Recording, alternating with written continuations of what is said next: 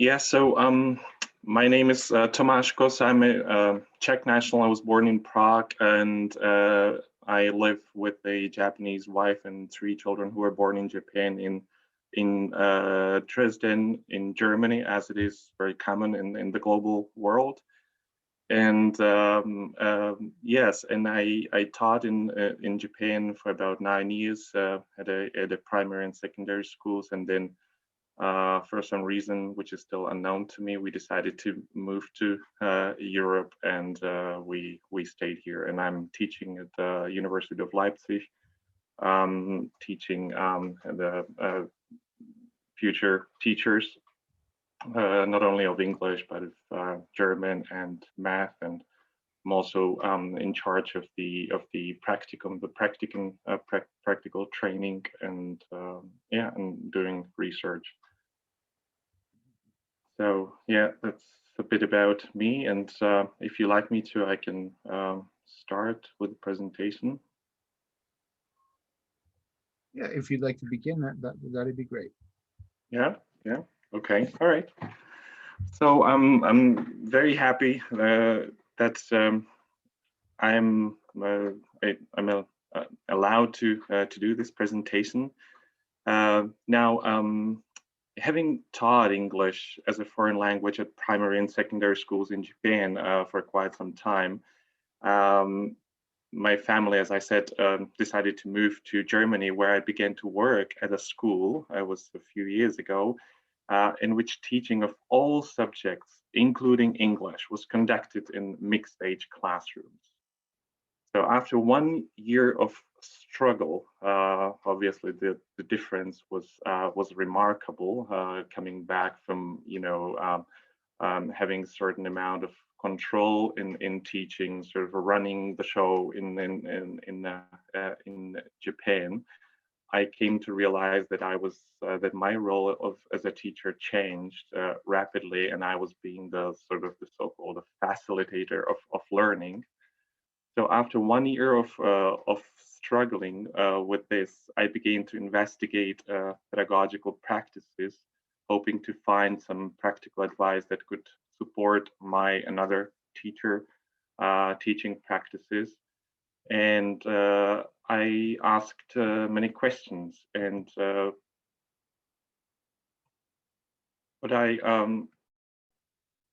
sorry, what I wanted to know was in what ways can a teacher in mixed age primary school classrooms help children of a wide age and proficiency range to acquire natural language production in building the required grammar system, and at the same time pay attention to the pastoral needs of each child in terms of care, motivation, ways of learning, and interests.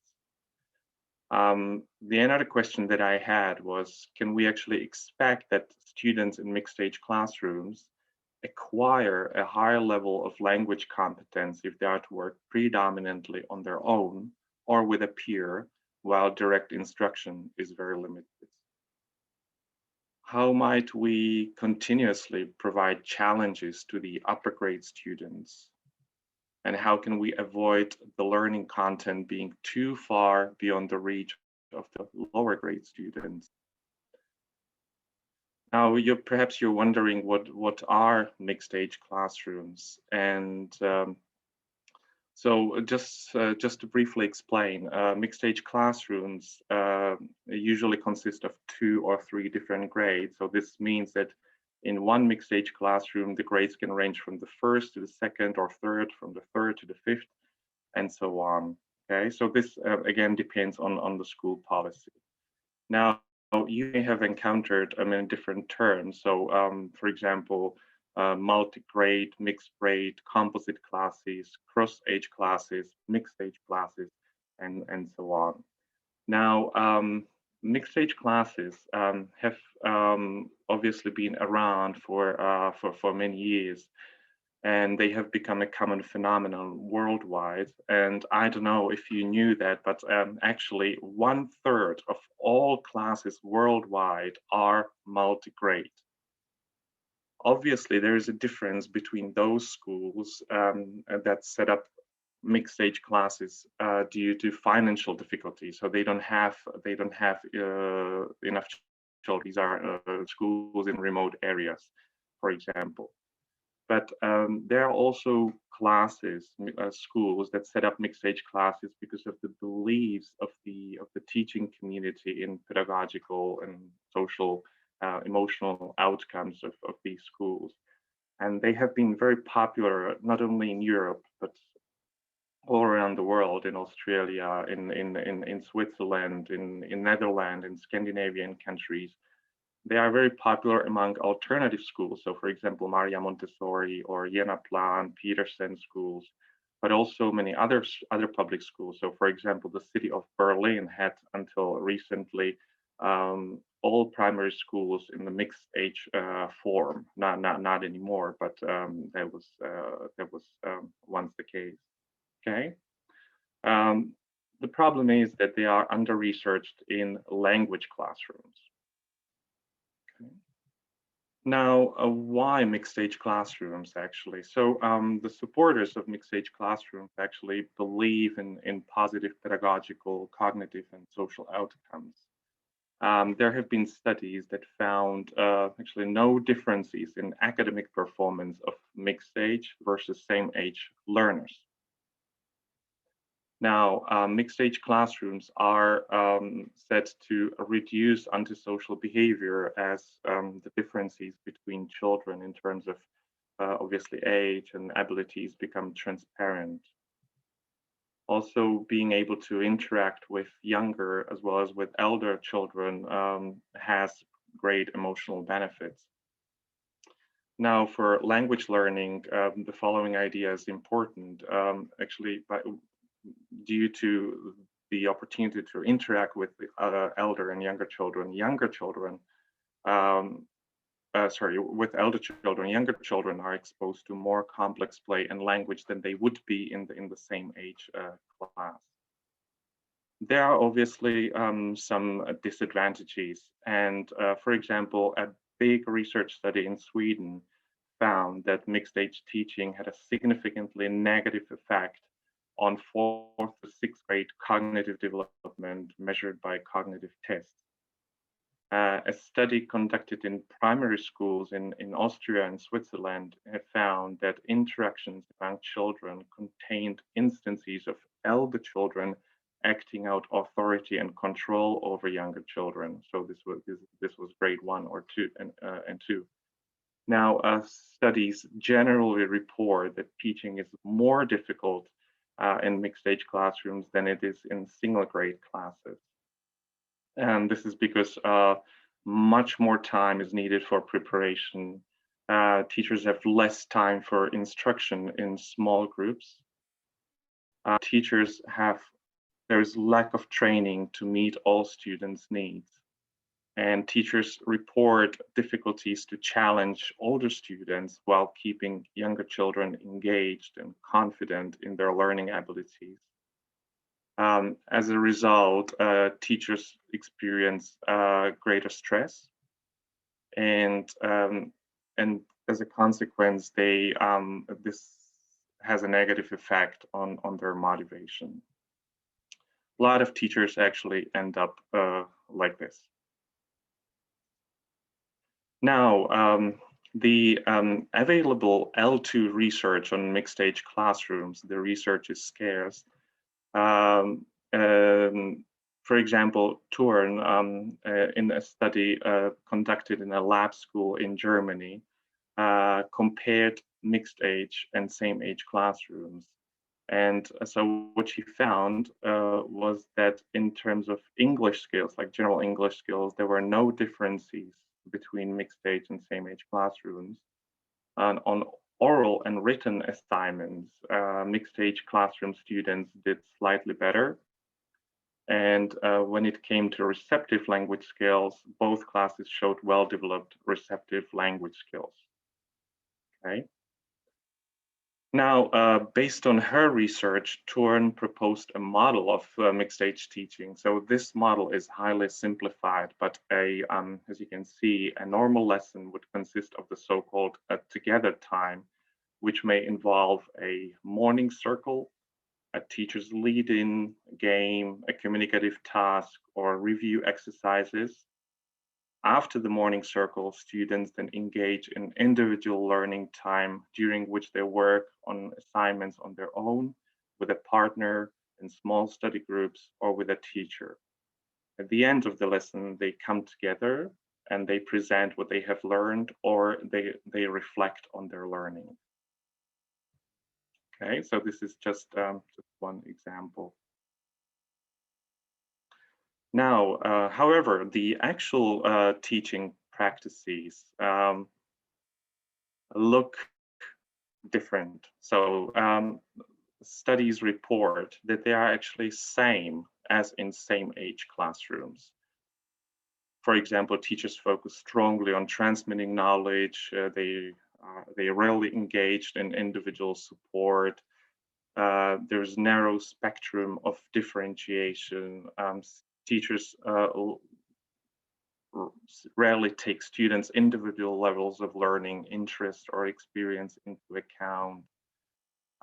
They do not pay attention to learning goals or to, and the lesson content remains the same for students of both mixed age and same age classes. So I believe that, and I think this is quite important, that the main argument actually for setting up mixed age classroom is that they allow for differentiated instruction and individualized approaches. Now, supporters of mixed age language teaching argue that it is actually easier to teach in mixed age classrooms because the differences between learners in terms of abilities, as well as their preferences to learn a foreign language, are much more transparent than in same age classes. In other words, these differences between them make it actually easier for the teachers to teach the language, okay? So they claim that as such, it is an explicit invitation and a challenge for language teachers, all right? So what is differentiated instruction? So in mixed ability classrooms, teachers are advised to differentiate resources, content, instruction, and activity according to students' interests, readiness, and learning profiles. Now, teachers in mixed age classrooms tend to differentiate, and I was one of them, based on students' speed or quantity of work completed. So for example, they do so by omitting certain tasks or providing additional ones. So alternatively, they can ask students to produce different forms of output. So for example, the higher grade students may be asked to produce or provide a summary in writing, while the lower grade students or less proficient students could do so in speaking or in drawing tasks. Okay. However, rather than differentiating based on students' speed or quantity of work, some researchers have proposed that it makes more sense to differentiate for interests. Now, the problem is that the great differences in age are also differences in terms of interest, because obviously a fourth grader will have a different interest than a sixth grader. So this is something which also, based on my experience, makes differentiation very hard. Now, another problem is that the topics are given by the textbook, which actually means that the teacher will have additional workload to accommodating for different interests of students by having to create different materials.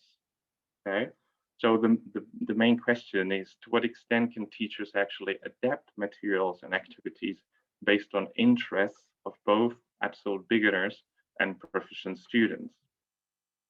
So catering to interests versus presenting and practicing English in a systematic, comprehensive way is the dilemma, right?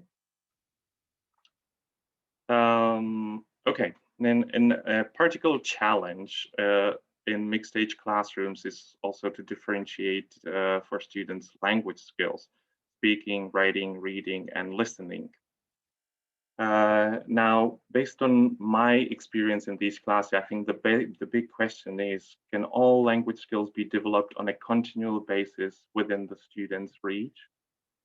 Now, the proponents of mixed-age classrooms say that the focus is on speaking skills and oral communication. That's where the students benefit the most, and that the speaking is predominantly done during learner-centered phases.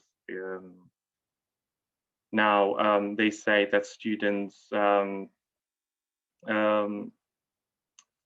sorry, but the problem is that students do not work on the same task. Imagine during that individual time that I was talking about, yeah, there's group work, pair work, and students do different things. And therefore it is unclear to what extent and how the teachers can actually practice speaking with those who need help. Okay, so in other words, how can you, as one teacher, manage different groups working on their own? Now, obviously, two teachers would be a solution, but again, this depends on each school's policy and also on their whether they are actually able to afford having two teachers. Or another question is, what about other skills such as writing and reading, which we believe, or I believe, is important at primary school level as well. What about language concepts? What about new language? How that is introduced on a continual basis? Now, another way of differentiation is through teachers' scaffolding, and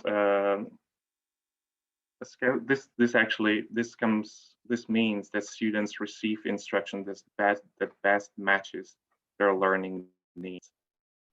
And this implies consideration of students' learning modalities, pace, skills, knowledge, and attitudes. And obviously, teachers also in mixed-age classrooms can implement common scaffolding strategies. So for example, they can break down the learning sequence into smaller steps. They can simplify the language. They can use more spoken language before moving on to written language. Again, the question is how to do so on a continual basis in a classroom composed of students of widely differing abilities. Now, in mixed-age classrooms, students actually spend most of their learning times in a group of peers due to learner-centered approach, while the teacher is busy working with other learners or groups, and the students, they need to obtain help from their peers. We used to have it at my school, we used to have the rule that if you need help, you have to first ask your peer before you ask me or the other teacher. Okay, so sorry. So in other words, a great deal of work, a great deal of learning is done through peer interaction as one of the premises. Okay, it is also believed that peers' feedback is more immediate or even better than a teacher's feedback. Okay. Now, however, research says that large age or proficiency gap may hinder engagement in discussions about language issues and or resolutions of linguistic problems. For example, the LREs. I'm not sure if you're familiar with this line of research. And research also points to the moments where the domination of the more capable of elder students, in other words, they simply take over the task, or they do not let the younger or less proficient student work on the task when they are engaged in pair or group work. Research has also pointed to the increase in children's control over each other rather than to acceptance of diversity. Children are very often reluctant to work in pairs or groups because they simply prefer to work alone. This is especially the case with first graders or second graders. What is also extremely important is that not all children have the skills to actually request or receive or provide help. So this is something that needs to be trained. And what is also quite interesting is that, and I experienced that too, that some children may have very little interest in, or even they resent teaching their younger classmates and being overused as teachers' assistants. Some children may be willing to do that. It very often happens that they do not want to do that.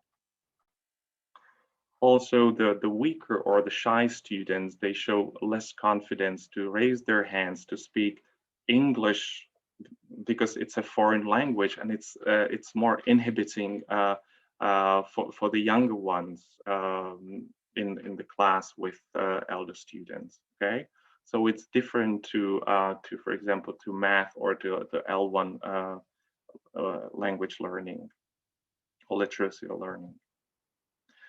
So conclusion, I believe, based on research and also my experience, I feel that the potential for differentiated instruction in mixed age classrooms is limited. I believe that differentiation has little to do with mixed age or same age grouping. I believe that if we truly want to, or if our goal is a differentiated instruction, it is simply our mindset. Okay, in other words, it's mindset of each individual teacher that is more important. I believe that for teaching a foreign language at the primary school level, classrooms of smaller heterogeneity are a viable and logical option. I also believe that if we frequently use although differentiation is something that we want to do, on the other hand, frequent use of differentiating materials can also draw unwelcome attention to students' abilities. Okay. On the other hand, I do believe that occasional opportunities for mixed age peer interactions should be provided by each school, because the social and emotional benefits are there. Now, mixed age classroom teaching, and especially language teaching and learning, is a very complex topic, and it is not a part of any university program that I know I'm familiar with. I believe that that's in order to be able to teach in these classrooms, we need experienced, well-educated, and prepared teachers. And I believe that at the university level, we have to raise awareness about mixed age L2 classrooms and its challenges. I think that we simply need better pre-service and also in-service professional learning, which explicitly targets mixed age, but also mixed ability pedagogical practices. We need to address more differentiated instruction, what it involves, personalized and individualized learning. And I also think that future teachers need more knowledge and skills on, for example, how to implement elements of TBLT or storyline approaches, which I'm not going to talk about here in detail. I assume that you know about them, which I believe have a great potential in mixed age classrooms. I think that future teachers need more knowledge and skills on how to facilitate peer learning and grouping. Again, I didn't come across any seminars or courses that explicitly targeting peer learning and grouping. I think that peer mediation has a great potential. In other words, to the ability to actually teach students how to mediate other students' learning, how to teach other students. So, for example, elder students, which are at a higher proficiency level, to act as peer mediators. I think we need to raise awareness of peer tutoring. There is also a powerful body of research on peer collaborative writing, which again, we should bring into our university classrooms. Peer assisting reading, which peer assisting reading is something that actually naturally occurs in during individual study times in mixed age classrooms. And I also think that we need to sort of talk to our students about what it is, how to establish the helper system, how to establish helping culture in the classroom. And finally, and very importantly, how to convey compassion, understanding, how to be patient, how to train children to be actually willing to help others. Okay. So this is not related to language teaching, but it is related to teaching and learning as such. Now, one also important aspect of this is the curriculum. And I think we need more knowledge and professional development on how to develop and how to move beyond prescribed curriculum. Because during mixed age teaching, there's we simply as teachers, we need to play with the curriculum. We have to modify, we have to change it, we have to complement it. We have to teach the future teachers how to adequately plan, implement, and assess mixed age curriculum. There is a potential for the so-called spiral curriculum, which is based on constructivist principles, and which is based on the idea that lessons across the grades share the same themes, okay? And that for the higher grades have more extended materials. So you have one theme that comes back in the fourth grade, in the fifth grade, but then higher grades can then extend their knowledge by working on extended materials. However, finally, I believe that we have to raise the following questions. These are kind of philosophical questions, and each teacher has to ask him or herself: is language learning something that develops gradually and in a linear way, or is it something that arises in part by itself as learning opportunities are created? Can I, as a teacher, accept that students learn in various ways and are able to learn from a variety of sources, and that their goals and objectives in language learning may vary dramatically? Can I accept that?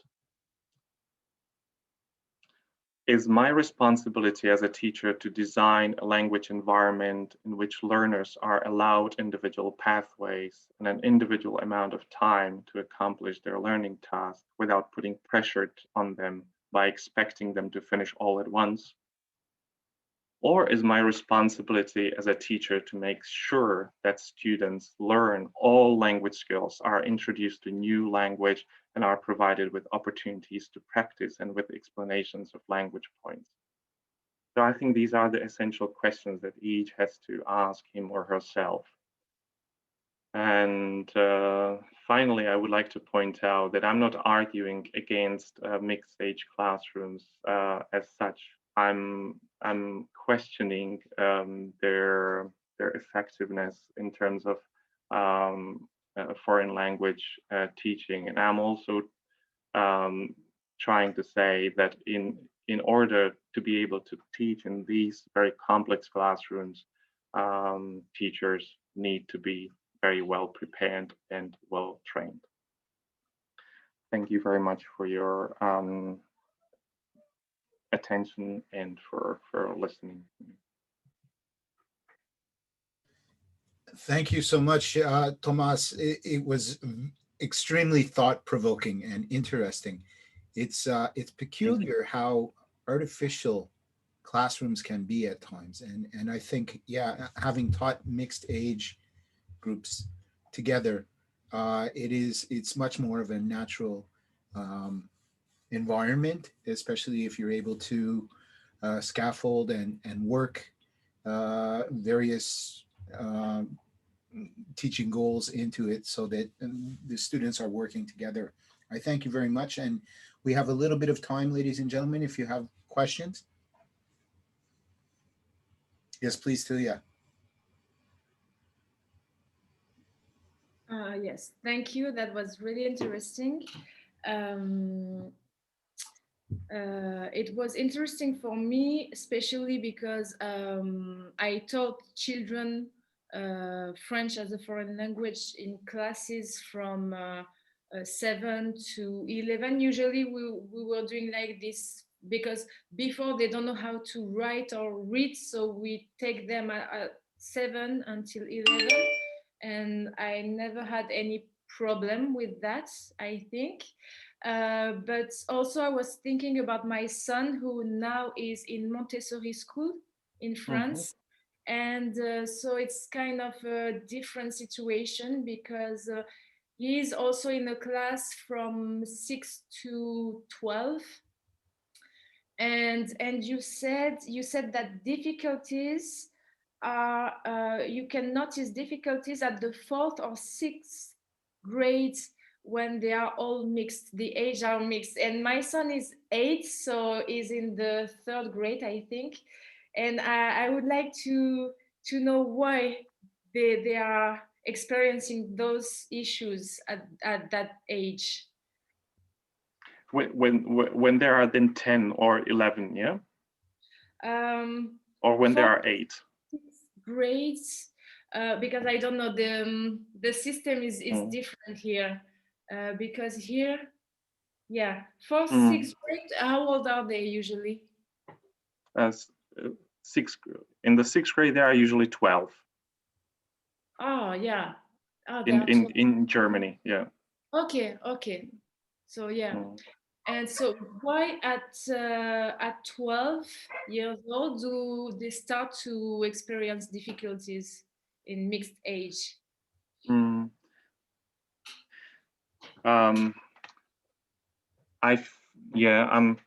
I think that at the primary school level, a lot of children are still kind of willing to help others. Okay, so they want to serve as models. They want to, take on this expert role. On the other hand, they also prefer, a lot of them actually prefer to work on their own, right? They don't want to, pair work or group work. It's not really for them, right? There's this ownership. It's my task. I think this then loosens up when they are in the grade 4, grade 5. They are more likely to actually work with someone, so you can establish this peer tutoring, peer collaborative writing. I think that can work, right? They can talk about issues. They can talk about language issues, for example. On the other hand, the puberty starts. They are they do not really compare themselves with the younger ones. They compare themselves with the same age students, and a lot of times I notice they don't want to have anything to do with the younger ones. They have different interests, listen to music, and so on. So if you sort of allow self-selection, okay, who do you want to work with? They will always work with the same age student. Okay. Mm. Even though you have this mixed age class, there is not really mixed age learning going on. Yeah? Even though these children are more actually able to would actually profit from pair work or group work because they already have the resources, they already have Yeah, the even ability. if they did that in primary school, if they always been in a school with the differentiation mixed age, it will become a problem at the puberty, even if they are used to. um, I I think so. My experience is that it can work at the primary school level. The children are still very small, and it can also work with the 7, 8, and grade because they can already work individually. They are kind of autonomous learners. They know what they want. But I find this very problematic with grade 4, 5, and 6 mixed together.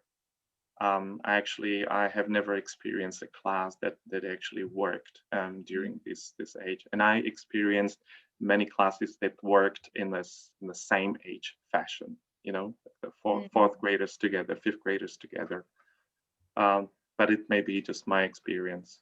But I think it also reflects the study that I mentioned that was done in Sweden. It was also quite shocking for me to learn about that it negatively impacted on their cognitive development. Yeah. Yes. Thank you. Yeah.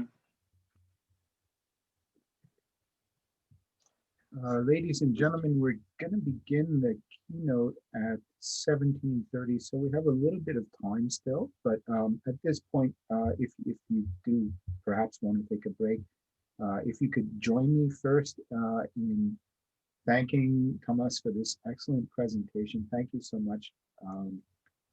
Maybe turn on your cameras and give them a clap. Thank you so much. Thank you. Thank you. All right. Okay.